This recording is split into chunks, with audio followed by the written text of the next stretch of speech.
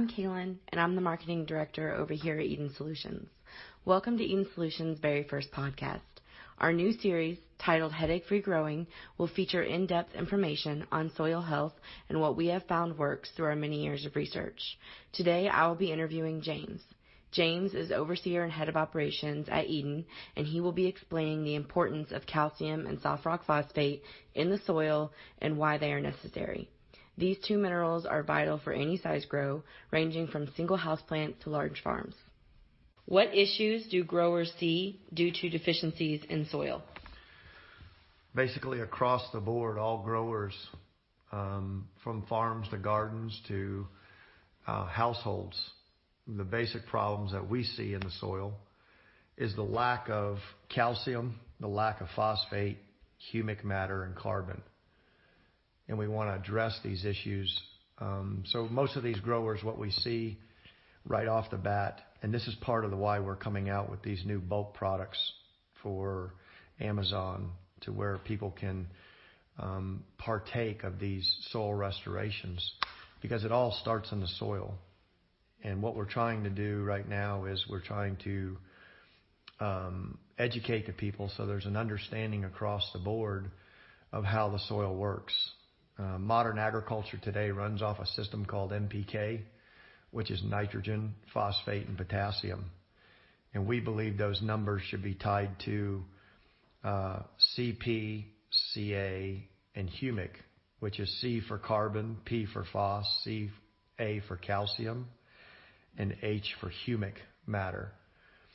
So the two main ingredients in a soil that are lacking today that we see that give all energy to the soil, and it's basically they're the catalyst to make all life happen in the soil, and that is calcium, soft rock phosphate, carbon, and humic matter. So what we want to address today is the calcium and the phosphate issues. In any type of farm soil, you should have a balance of one phosphate to 2 calcium in that soil. We see in western soils in the United States that are very high in calcium than eastern soils. But the problem is they can't get the calcium out of the soil, which means they can't make it plant available.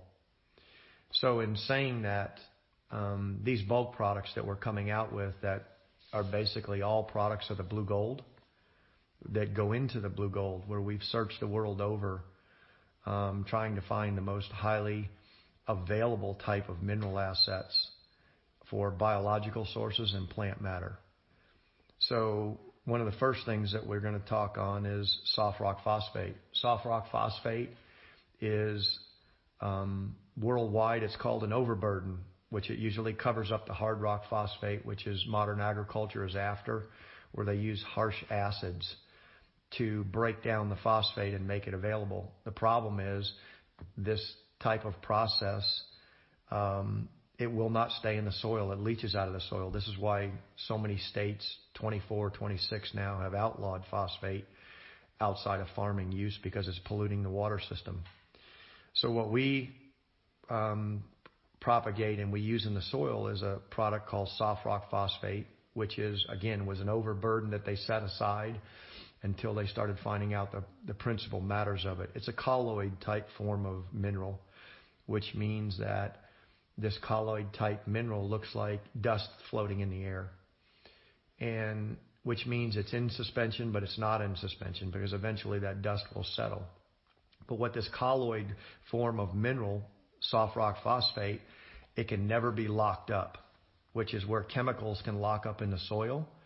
If with a high pH soil, what you'll do is you'll lock out your micronutrients. With a low pH soil, what you'll do is you'll first lock out calcium, you'll second lock out magnesium, third you'll lock out potassium, and then fourth you'll lock out your salts. So what that means is they do not become available to the plant, or they're lower availability. So the importance of soft rock phosphate is monumental. Soft rock phosphate gives all sweetness to the fruit. So it's the difference of eating a cantaloupe that is like cardboard and very bitter, or eating a cantaloupe that's as sweet as honey. That means that the phosphate values up in that plant are very high. We believe that no form of mineral goes into the plant unless it goes into in a phosphate form. So monumental, the importance of phosphate stands at we could say the pinnacle at the top of the mountain, but phosphate will not move without calcium. So this is where you get the combination of the two. So soft rock phosphate usually contains anywhere from 5% to 25% phosphate, and it contains anywhere from 15 to 35% calcium. So the balance there is, you can see in the soft rock phosphate, is derived from a lower phosphate form and a higher calcium form. So the bulk minerals that we have found is this type of phosphate, soft rock, is very biological active, and it's very biological available in the soil. At the beginning of the year, the growing season, when the soil is cold, the first thing the plant is looking for from the soil is phosphate. But phosphate is a cold tolerant type of mineral.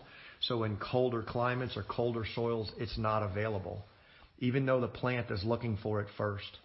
So the plant is looking for phosphate first, nitrogen second, and potassium third. But the importance of soft rock phosphate is the balance between that and calcium. So we like to see one phosphate in the soil with 2 calcium, because calcium is the king of minerals. And again, this is like a brother and sister combination, or a husband and wife type of combination of calcium and soft rock phosphate. So these elements that are missing in the soil in this type, because you will not have production. Phosphate is the king of production, which means it's king of the fruiting and flowering cycles, and it's the king of top quality produce. When your phosphate is high in the soil, which is high in the plant with calcium, you do not see any disease deficiencies. You do not see any pest issues with those two right there. Now, it's not just does not take those two, but they're the most important for a healthy grow. So these minerals are very simple. In a garden type setting, you can take the soft rock phosphate, you can spread it around on the surface of the soil, and then you can follow it with the calcium, and you can lightly rake it in.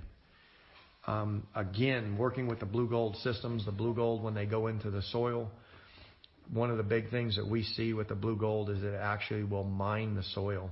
And when we say that, it makes things available that are in the soil that are not available to the plant. And it also will balance the ratios between anions and cations, which are negative and positive charges, which you can unlock these elements in the soil, and we see where they rush into the plant. So, but the blue gold is only as good as what's in the soil. And this is what this whole conversation or this information is about. It's the matter of how the soil is tuned up.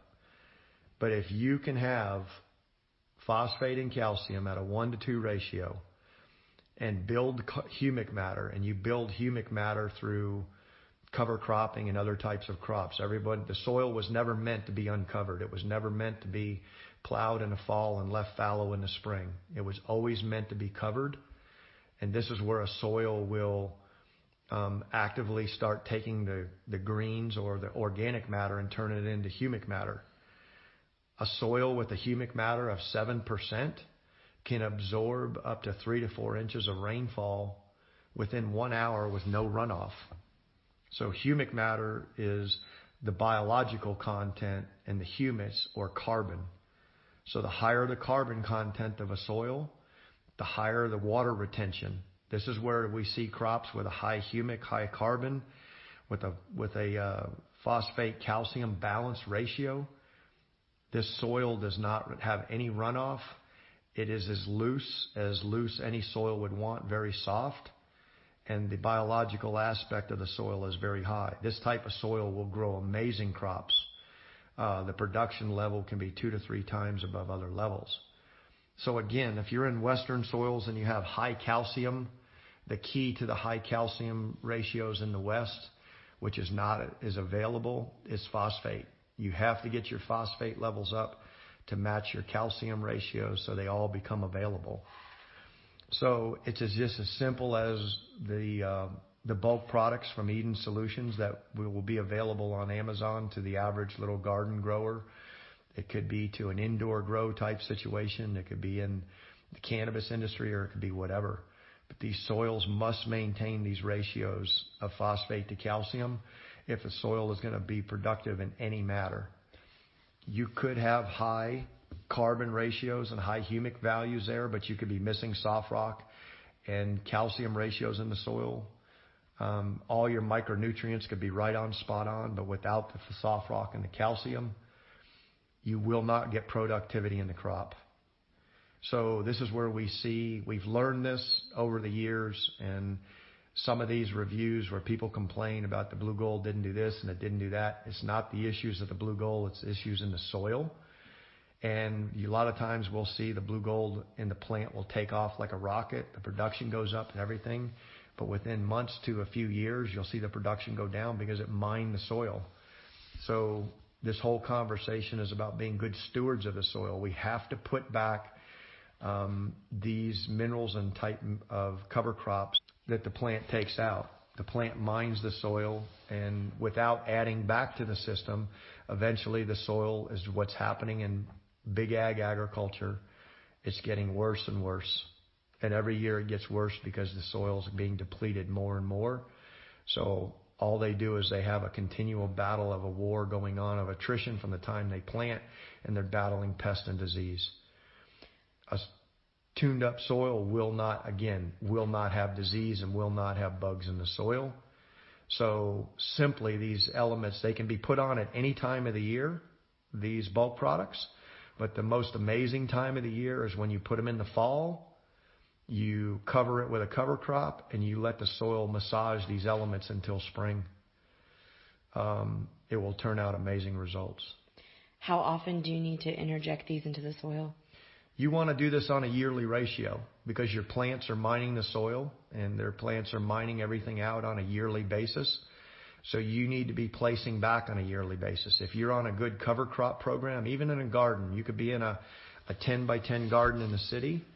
But what we're going to do is come out with cover crop seeds, and it'll be like a 20 to 40 type variety cover crop. And you would sow this in the fall, and there'll be different varieties there to go all the way through spring. And then in spring, you would till it into the soil.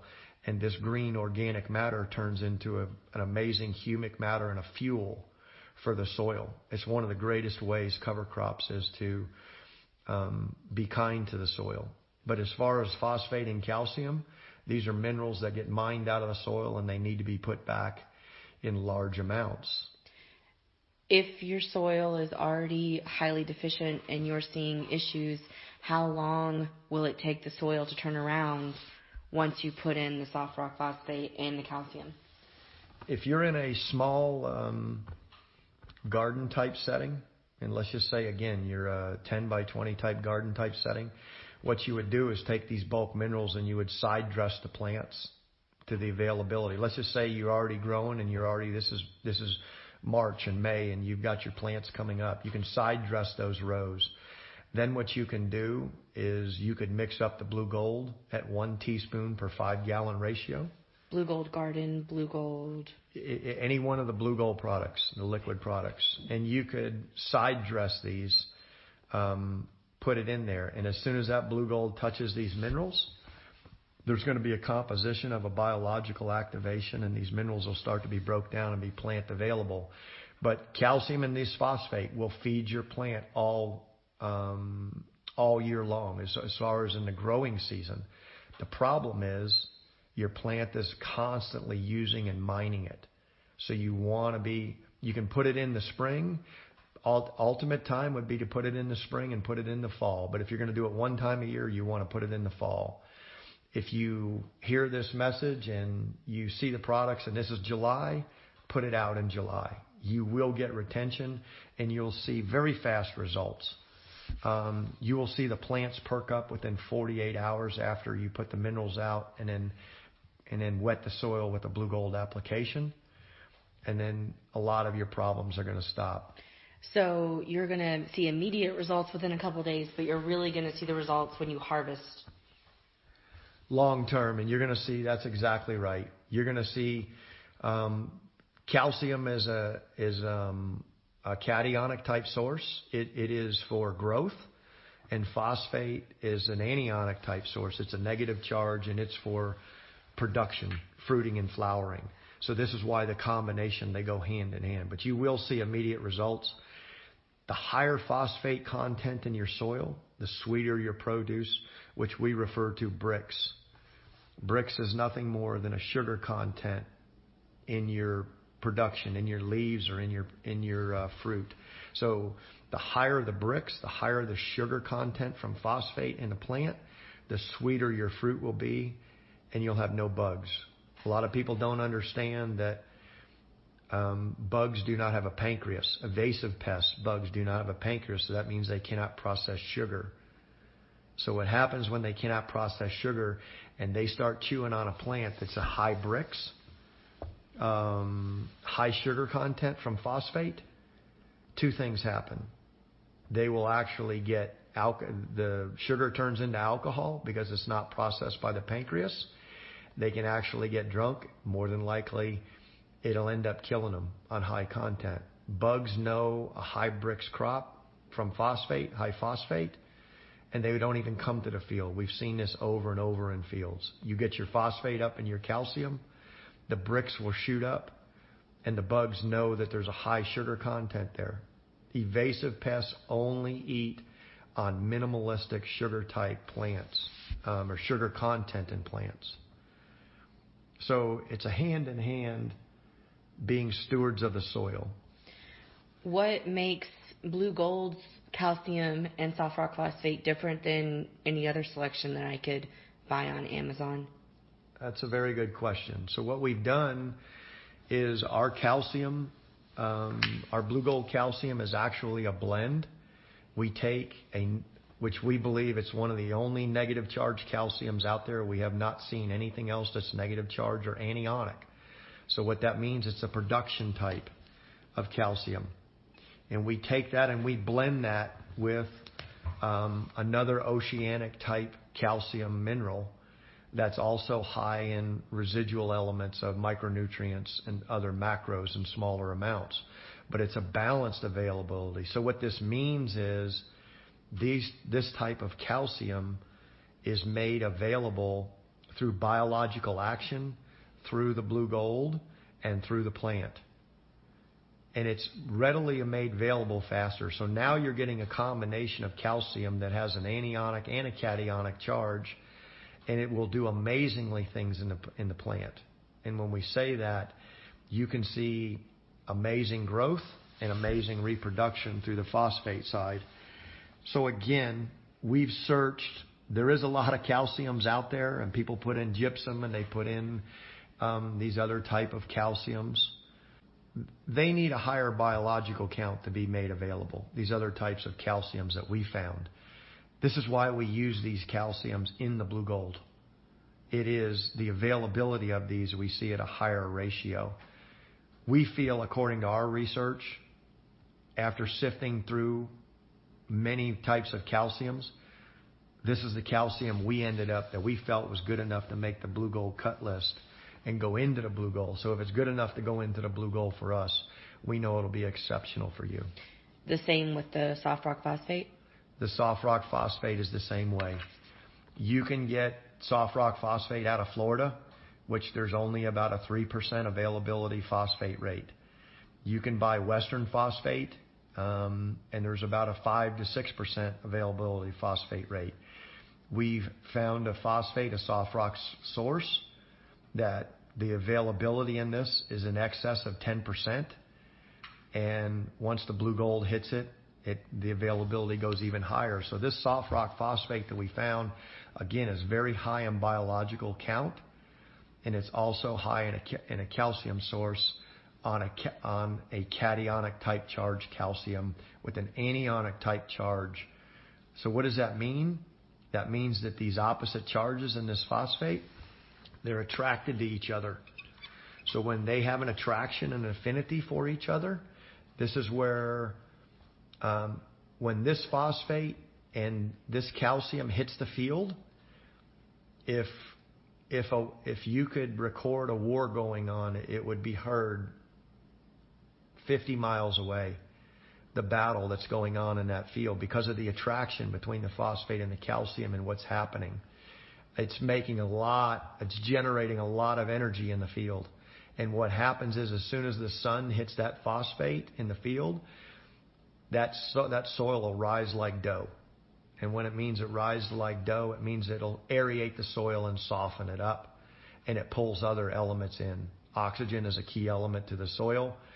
But what you see when soils are compacted, it's usually compacted from chemical type fertilizers, which have killed off the biological sources and the humic matter of the soil. And it's usually extremely high off in potassium. It'll be a potassium chloride, which will turn the soil to concrete. And this is a Clorox type product. But this soft rock phosphate has many attributes, and one of it is softening the soil. When the sun hits it, it makes the soil puff up. So this will soften the hardest soil out there. If you look at any soil anywhere that's hard panned, as they call it, you'll see that the available phosphate in the soil is very minimalistic. There's nothing there. So when it rises like dough, that allows it to increase the water retention versus if it was hard. That's right, too. The water retention is another key of the aeration process. But the water retention is directly related to carbon and humic. But soft rock phosphate is very high in carbon. It allows the water to percolate through the soil. So if you were farming and you had 800 pounds of phosphate per acre and you had 1,000 pounds of calcium per acre, that would be some of the loosest soil that you could ever have on a farm. That would barely even need to be disked. The soil would be so soft. So when the phosphate is 10% available phosphate, you mix that with the blue gold, it maximizes that 10% to a greater value, almost as just like whenever you need to reduce your fertilizers by 90% with using blue gold. That's correct. We've seen it's all key how we process. Everything that we do is a cold mineral process or a cold process. Our maximum allowable limit is 105 Fahrenheit. And if we exceed or reach that, we shut everything down. But we've learned over the years how to not even get close to it anymore. We stay in the 90s on the process through a cold water injection process, because enzymes will start to degrade at 112 degrees with a maximum of 118, somewhere in that range. You do not want your enzymes to degrade on these products. That's why blue gold is like a living product. So the phosphate, we have another product we call Superphos, and where we take this type of phosphate and we put it through a different type of process, and we've seen lab reports from Midwest labs come back as high as 23% available P2O5. So it's the process of the blue gold that actually brings out the characteristics of the soft rock phosphate availability characteristics. And it's all done via electrical charge. So you can buy the calcium and the soft rock phosphate, bulk minerals, and not use blue gold. But if you use blue gold and those two minerals, you're going to greatly increase the mineral efficiency in the soil. That's exactly right. And I would say it this way. I would say that the blue gold is almost like the match on gasoline in the soil when it hits those minerals. The biosynthesis that we call the biologicals are multiplied. Not only do they start working on it, but the blue gold will start taking it down. Because the way that the blue gold works is, the older the blue gold is, it's like wine. The finer it gets. And we've seen this over time in certain products. So it's all about availability in the plant. If you cannot get the minerals available in the plant, which are easily tested by plant sap analysis, and this is how we tune up a crop. We take a plant sap analysis, we squeeze the juice from the leaf, we do an analysis on it, and it will tell us that our calcium levels are spot on, our phosphate is a little low, our micronutrients or copper is off, so we tune that crop up with a foliar spray, and we do that 2 times, and then the production shoots back off. But if you add these bulk minerals to your soil, they will work. But if you want to even test it in the soil, you can put your bulk minerals on one end of the garden and don't use any blue gold, and you can put the bulk minerals on another end of the garden and use the blue gold, and you'll definitely notice the difference in a very, very short time. So calcium and soft rock phosphate are not just for vegetative soil, they're also good for fruiting and flowering stages as well. So I can use this in a vegetable garden and my rose garden. Absolutely. It's for any soil, for any type of growing. If you're growing periwinkles or sugarcane or elephants, it doesn't matter. The soil has to have the phosphate and the available calcium to go along with it. If your roses are not, let's just say you're getting blight and you get black spot on your roses, you get blights that come in, you get all this, that right there is a low calcium issue right off the bat. It's just like tomatoes. Tomatoes get blossom end rot, or they get leaf spot down at the bottom of the plant. Those are all calcium issues where the calcium is not tuned up in the soil. So it doesn't matter what you're growing. If you're growing house plants, it doesn't matter. You can take these bulk minerals and you can take a tablespoon of the soft rock phosphate and you can take 2 tablespoons of the calcium, and you can sprinkle it on your potted plants. But it's definitely the issue. There's not a crop that grows on the earth that available phosphate, which would be a soft rock colloidal type of phosphate, or calcium, that it doesn't need. These 2 in combination are combinations of a 1-2 punch. And the 1-2 punch of these minerals is the key for headache-free growing no matter where you are. We said it in the beginning, but if these 2 minerals are not balanced in the soil, you're going to have problems all the time with your growth. And the balance is the 2 to 1, or the balance is a lack of? Well, the balance could be a lack of, like western soils. You take western soils that are very high in calcium, but there's no phosphate. I shouldn't say there's a lack of phosphate. So the calcium lays there because you've got to have that affinity of attraction of that cationic and anionic charge that wants to pull to each other. This is an exchange process that happens in minerals. Minerals carry different charges, and these charges can be altered by mineral to mineral. And when these charges are altered, the composition of the minerals can change. If I'm growing in California and I already have high calcium in my soil, am I going to hurt it by adding still the 2 to 1 ratio of 2 calcium, 1 phosphate? Or do I need to just only add phosphate? Will the soil utilize whatever I put in, or will I get too much of something and hurt it? No, you can never get too much of, I would say you could never get too much of phosphate and calcium. There's a balance ratio between the 2. But the thing about soft rock phosphate, that in this deposit, you never find phosphate by itself. This is how the industry of big ag extracts phosphate. They use an acid and they buffer that phosphate out of that rock. And they end up with just phosphate. But these types of phosphates are very detrimental to the soil, biological sources, and they will not stay in the soil. As soon as the first rain comes, they leach out. This is why the Gulf of Mexico, there's over 400,000 square miles that are destroyed, and they're primarily destroyed from 2 things, nitrogen and phosphate. It's not the farming in Iowa that leaches all the way to the Gulf of Mexico that's wrong. It's the way they're farming in Iowa that's wrong. This type of synthetic phosphate will not stay in the field. It's very low available to the plant. There's only a few percentage points that actually get into the plant.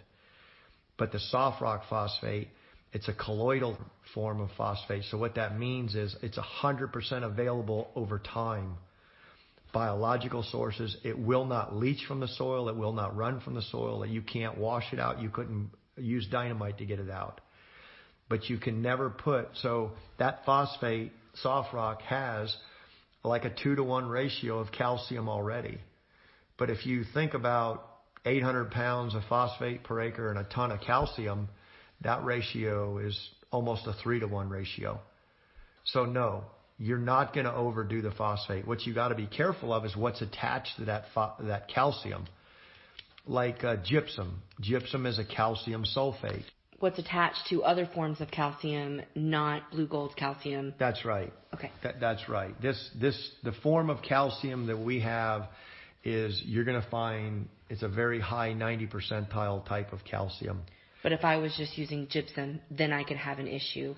Because you have sulfur attached to that. If you're using gypsum and you need sulfur in the field, it's a great product. But you got sulfur, 17% sulfur, and a lot of times you don't want. Sulfur is great for biological sources. It's great for fruiting type cycles. But it's like anything. You got to be careful. If you get too much sulfur in the soil, you're going to have a problem. If you get too much calcium or phosphate in the soil, you'll never have a problem.